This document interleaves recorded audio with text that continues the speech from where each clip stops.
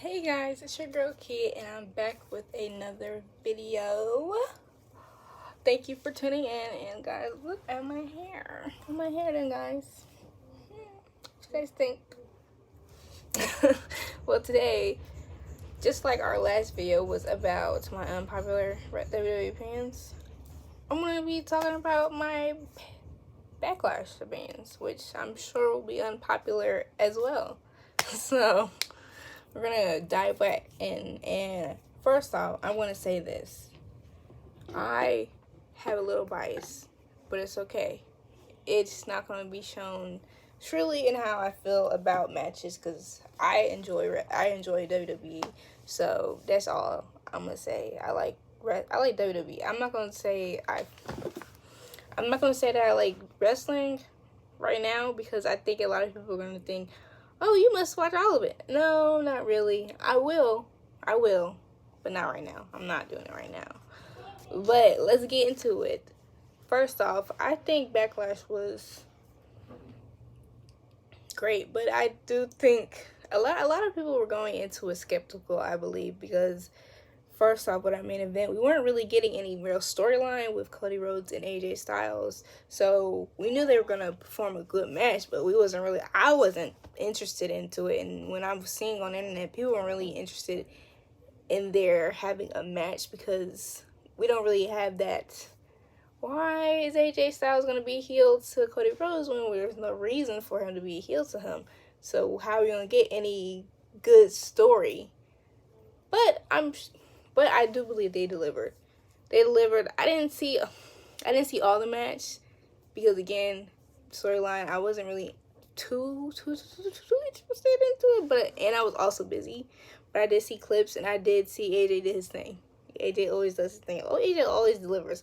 I was just upset that AJ had to lose again. Like, he lost against LA Knight at WrestleMania. Didn't win that feud, but I guess he got his payback by winning the qualifying match just to lose to Cody Rhodes to be his first kill. That right there, a little salty. And I just I'm hoping that whatever match he's in, whatever storyline he's in next, he's able to actually win it instead of losing as he's been doing for the storyline. Now, the crowd was amazing. I think that they really carried the pay-per-view. I don't know, PLE, whatever they call it now. I don't know the specific words of what they call it because I am just getting back into it fully. So I don't know what they call it. I'm just going to say their events. But they really did their thing. I loved France, especially how they was just respecting everybody except I did see that video with the Final Testament. They were like the only crowd that didn't get that much energy. But I'm sure in their live events they did because I do like Final Testament. I like Karrion Kross. I don't know if I like Final Testament because I do like Street Profits. They're cool. They're cool and they got that vibe to them. And I love Montez Ford. He's so cool. As I said in my last video, I can't wait to see his solo run. Although the Street Profits are cool. Oh, they're called the Pride. The Pride versus the Final Testament. That's what that beef was. It's just the Street Profits were the ones that were really fighting it. They was the ones who was getting beat up the majority of the time. But the next match, of course, I knew it was going to deliver. It was the Bloodline, with the Bloodline versus KO and Randy Orton. Which Randy Orton always has good matches, especially since he came back. He's became 100 every time he's been good. And if you think he hasn't, you're a hater.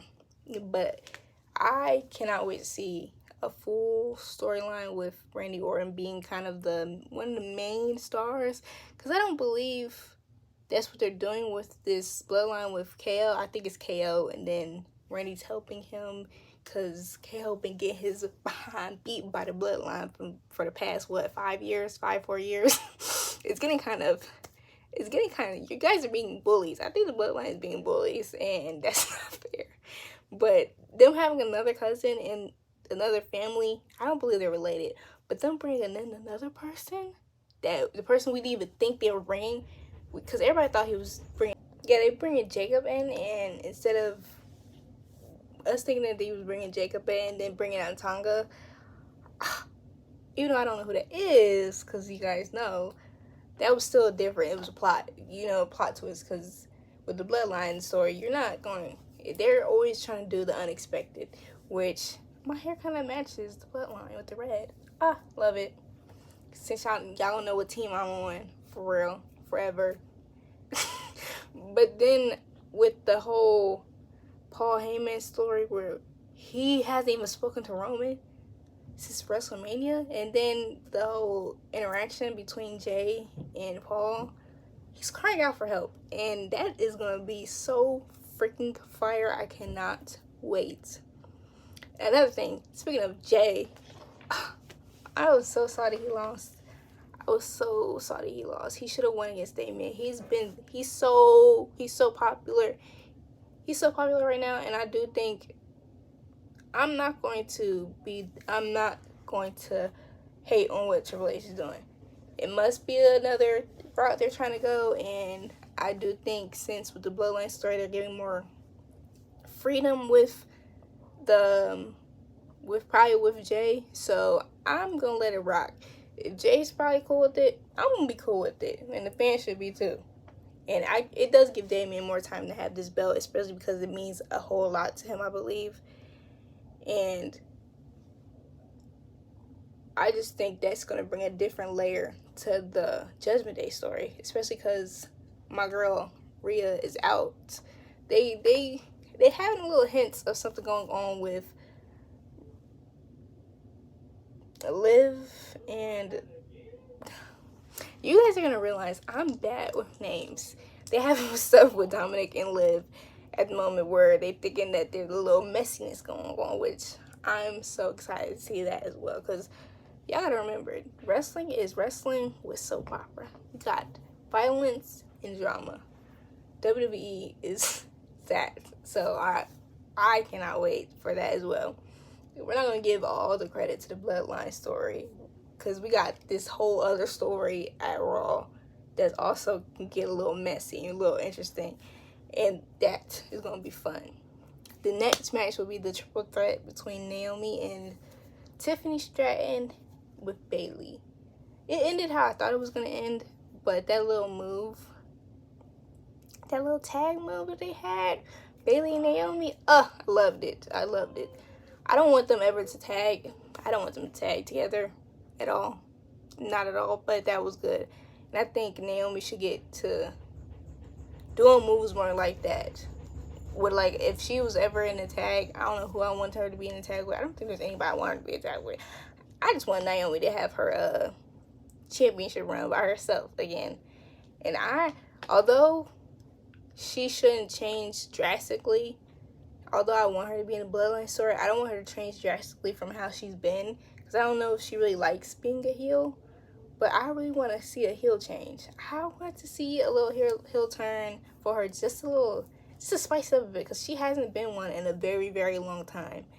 And when it comes to the writing they've been doing recently with the heels, I know they're going to have something great with her. But since Tiffany and Naomi haven't been on good terms, and Tiffany might be teaming with Nia, I don't see her turning anytime soon. She can't turn against Bayley, though. I don't care. Bayley been doing her mess. Just because she got her behind beat and got kicked out of her own group, that don't mean that she wasn't being a jerk to everybody else. And she need to get her ones for that. Dang. They acting like nothing happened. Well, Naomi didn't get beat up by Bayley, so it don't matter to her. But Bianca deserves her run with Bayley. I don't care what nobody has to say. The next one would be tag match, man. That tag match was good. I knew who was going to win, and I'm glad they won, because I love them as a tag. Bianca and Jade, I love them.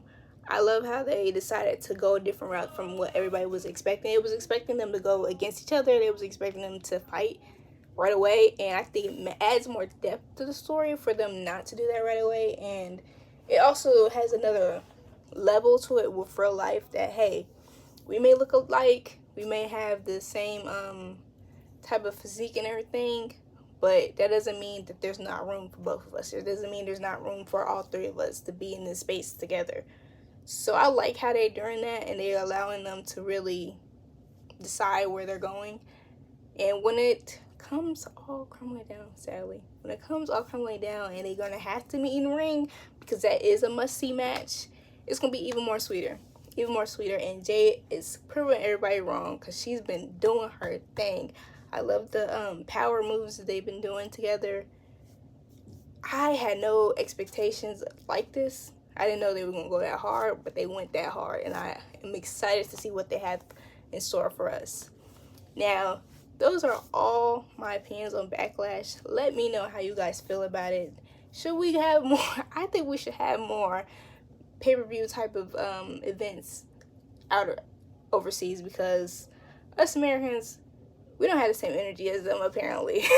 We don't have the same energy, and those whole yeeting with the flashlights started a whole thing. So thank you, France, for that. Y'all did y'all thing. Now, coming here, I think we're a little picky now because we so spoiled by them.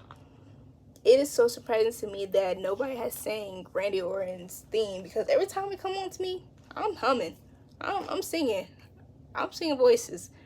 So it's so surprising that it came to a non-English speaking country and they sang the song. Crazy. I think we should do that more often. I think we should start singing more themes instead of just Kingdom. Instead of saying whoa, whoa, whoa. Kingdom and what? Burn it down? They don't even sing that. They just say whoa. Whoa. They just say whoa. But yeah, thank you guys for watching my video. I should have another one out for you guys tomorrow. Please like and subscribe. Tell me how you guys feel about Backlash. Tell me how you guys are thinking about this new era, and if you guys think they're going to deliver.